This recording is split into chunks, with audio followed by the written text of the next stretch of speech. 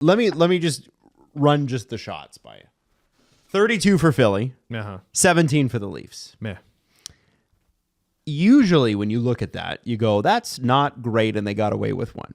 And perhaps they did. Joseph Woll made some great saves towards the end of the game. Sure. Oh, definitely. The Flyers doubled them up in shots. It's not like it was score effects at that point. The Flyers were up from the beginning. It felt strategic by the Leafs. Tell me about that. Yeah, tell me about Jesse's. that. I think Jesse's right. That's how they wanted to play last night. I think the first period was shit. Yeah, no. First period was dog shit.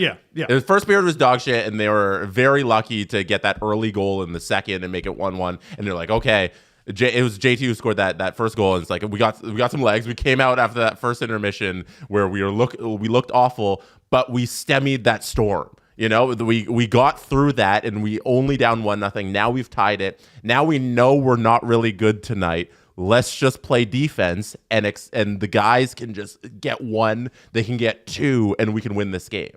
Right around when the Leafs took the lead for the first time, the shots were close to even. Mm-hmm. And if I'm not mistaken, the shot attempts were even closer. Right. To even. And that's after a first period where like you were not in it. Mm-hmm. Then the Flyers, with the power play, with score effects, start running away with it.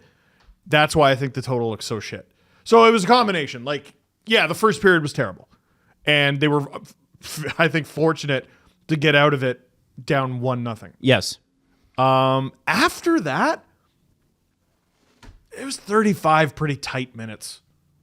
I thought 35 pretty dog shit opening 20, tight 35, score effects. I think that's basically what happened. You think that's the game? That's the game. Okay. I even said this in the LFR. I'm like, if you only watch the highlights for this game, you will definitely be under the impression the Leafs were horrible all night. First period, bottom 5 first period in the season, indefensible. After that, it was fine. Now, there's a lot of adjustment going on with Leaf fans with this, because I do think, for me anyway, I like the way the Leafs are playing this year more than I've liked them in the Matthews era. This is my favorite brand of hockey that they've played in the regular season. It's less fun.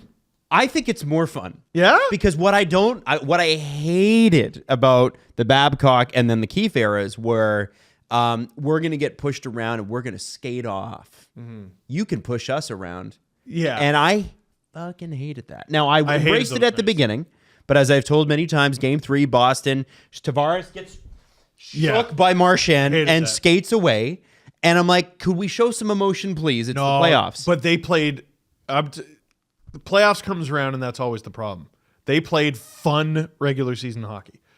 These guys are playing the hockey that you need to play to win. It's different. Because there's a lot of people who are like, well, they're scoring a lot less goals. That's really concerning. What do you guys say to that? They're allowing a lot less. Is it better to have 10 goals? There's a lot of people who would tell you that their first place right now in the Atlantic is a mirage. Mm-hmm. That they are on the verge of collapse, and all the teams need to do is figure them out, and it's going to happen. Okay. I don't think this is 2013. Like, I don't think they're right. Well, there is comparisons being made by some more extreme members of the analytics community. Like, well, they're playing like they did when they let Reimer hit 40 shots a game. That's ridiculous. Okay, tell me why. I have to bring this up because there are conversations happening, right? That team got shelled every damn night.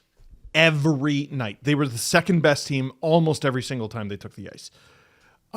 They could get 20 to 25 shots a game, score 4 or 5. Mm-hmm. I don't know what the goals per game comparison is, but I'm willing to bet the 2013 team scored more. Reimer got a Hart vote. 2013. One. What place? But he got one. 5th. Oh, 5th. He got a 5th place Hart vote. That's nice. It was I want to say it was a. Oh man, it was a Penguins writer. He got out of hockey writing a long time ago. Shoot, I forget. But he did. He got a Hart vote. He was unbelievable. Now, Stolarz. He's one of the best goalies in the league. Mm-hmm. Whoa. He's been a very, very good goalie for this team. They've got wins out of Matt Murray. They've got wins out of Dennis Hildeby. If they're not careful, Artur Akhtimov might trip and fall into an NHL win this year. Man. But this is a tight brand of hockey. They play a lot of tight games. They're not blowing leads. When the Leafs went into the third period with a lead in 2013, I've never seen footage of World War I. But it was artillery, like what I imagine artillery to be. Right. And just hiding in a trench and waiting for them to run out of missiles. It's a miracle. Sportsnet forced me to watch Game 7 for an article. Game 7 2013 for an article. The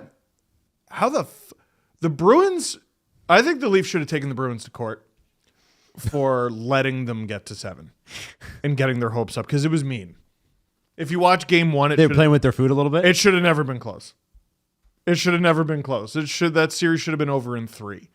That team should not have even made the playoffs. The end result, like for last night, was the Leafs got outshot. For sure. I understand. This is, maybe it's an age thing. I don't know. This is nothing like 2013. Okay. Nothing. They were bad. They were straight up bad. They were the second best team nearly every game that season. This season, they have bad periods. They have bad stretches for sure. They play tight hockey. It's tight. They play in competitive games, whether they win or they lose. Now, Austin Matthews being back, gentlemen, has led to, I don't even know how many points in the last 3 games.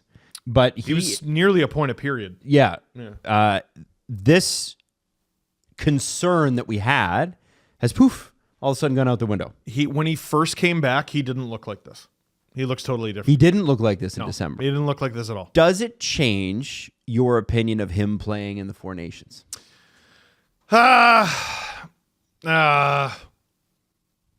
Listen, if he wants to play, he's gonna. And I still stand by what I said. At the end of the day, it is still 3 or 4 games. That's not so many games. That's not so many games. It's not so many games.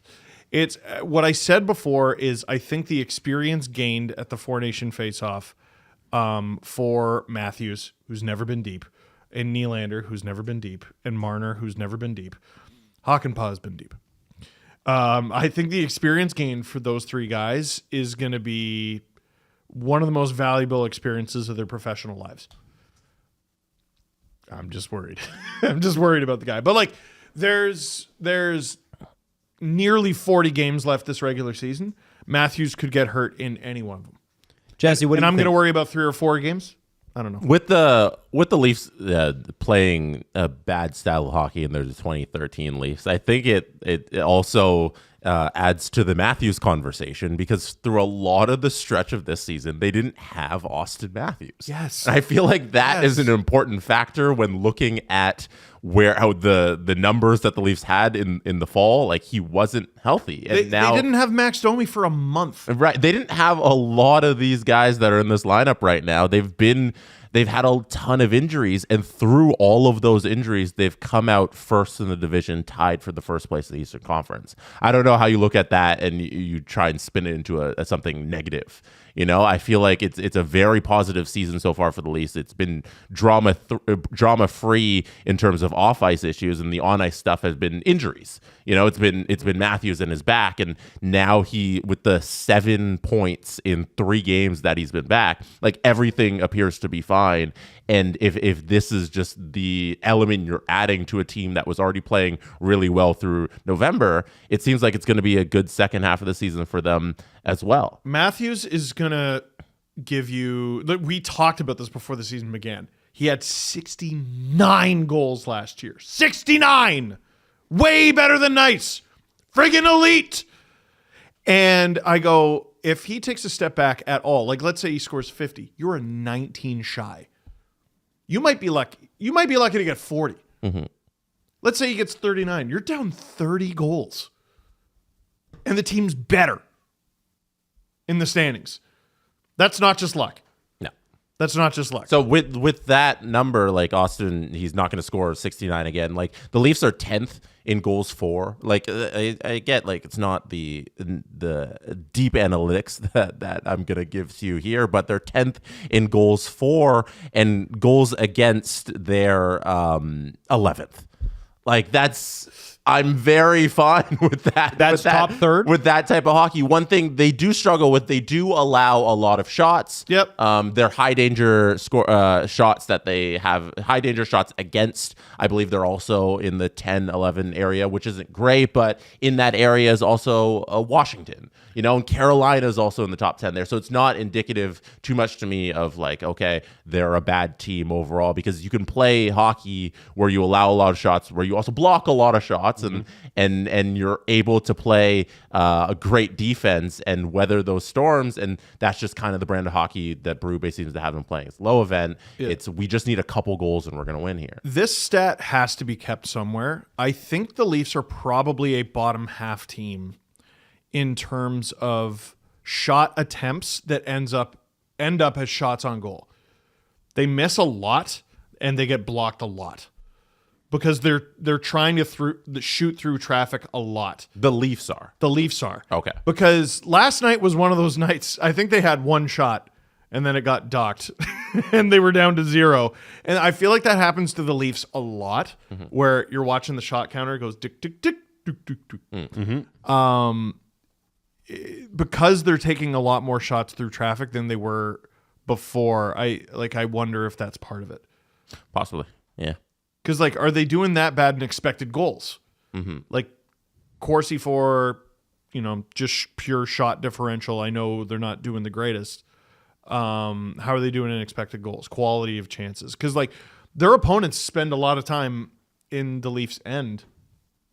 A lot of it's just bumble fucking the puck around. That's going to result in the shot counter going up for their opponents, and that's going to result in the analytics that are largely based on shot metrics. Yeah. They're going to tick up and not look great for the Leafs. And I'm not concerned about those numbers right now. Frederik Andersen was forced to tear his groin nearly every night on a 2-on-1. Frederik Andersen, who's very injured right now. Yes. Oh, apparently he's back skating today. Is he? Yes. Oh, okay. There's an update. Yeah, there that's you go. I'm gonna but it was. I was like, oh, look at Freddie, good for him. But they need that. They need that back. Chekhov can just do it all on his own right now. But I brought that up. The shit Frederik Andersen was expected to do for this team, the pure quality of chances that friggin' guy had to face every game. You never watched the Leaf game and said, whoa, Freddie had a boring night. Oh, man, Freddie only faced 17 shots and none of them were scoring chances. Never once. You said the same thing about Reimer. Man, Reimer got just shelled. Just shelled. But it was different. Reimer had to face a lot more fire drills. Frederik Andersen had to face just an insane amount of 3-on-2. He had to stretch his skin across the net, the entire net, like a friggin' marsupial. And by the way, I just want to say that I had to double check because I never trust myself, but I was right. He has resumed skating. There you go. Oh, excellent, great. There's a wild scoop. Austin Matthews too. In his last 9 games that he has played with the Leafs, they're 8-1 in those games. It's silly season right now. Oh my god! And people hate watching the LFR because Steve's just like, you know what? They're kind of good. You friggers, you mother.